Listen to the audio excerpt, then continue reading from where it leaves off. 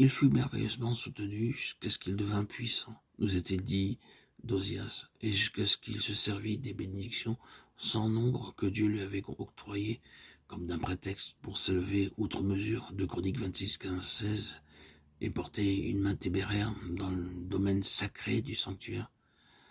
Cette chose mauvaise, cet ennemi du dedans qui, même chez les saints les plus merveilleusement soutenus et bénis de Dieu, reparaît de temps à autre et devient leur perte, nous ramène toujours à la vieille, à l'éternelle histoire, la puissance convoitée, tant désirée par l'humanité.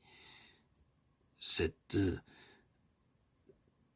dépendance de Dieu non désirée, c'est là, répétons-le, l'objectif suprême de Satan, nous accorder de la puissance, du pouvoir, pour nous détourner de Dieu. Cet élément est malheureusement entré avec la chute dans la constitution même de l'homme, la chute d'Adam, et il se manifeste invariablement dans le sens de l'intérêt personnel dans toute l'humanité.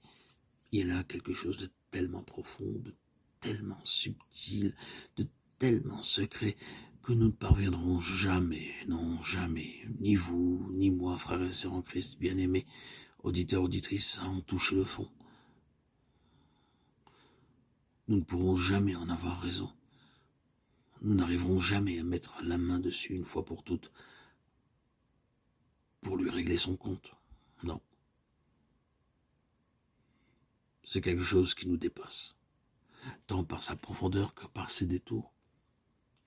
Ce désir d'être fort se manifeste sous des dehors qui sont parfois si habilement camouflés qu'ils réussissent à nous donner le change et à se faire prendre pour légitimes. Souvent aussi le désir est à peine conscient et passe complètement inaperçu.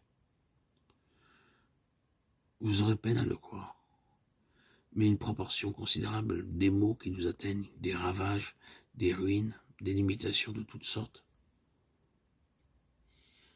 qui éprouve le peuple de Dieu, n'a pas d'autre cause. On peut s'en rendre compte. Si l'on veut bien se donner la peine d'aller au fond des choses. Entre cette aspiration particulière de notre nature et les vrais intérêts du Seigneur, il y a un antagonisme implacable. Être fort sous une forme ou sous une autre, dans un domaine ou dans un autre, n'importe où, n'importe comment. Mais au moins, être fort. Voilà le cri du cœur de l'humanité déchue. Il en est ainsi. Il ne peut pas en être autrement.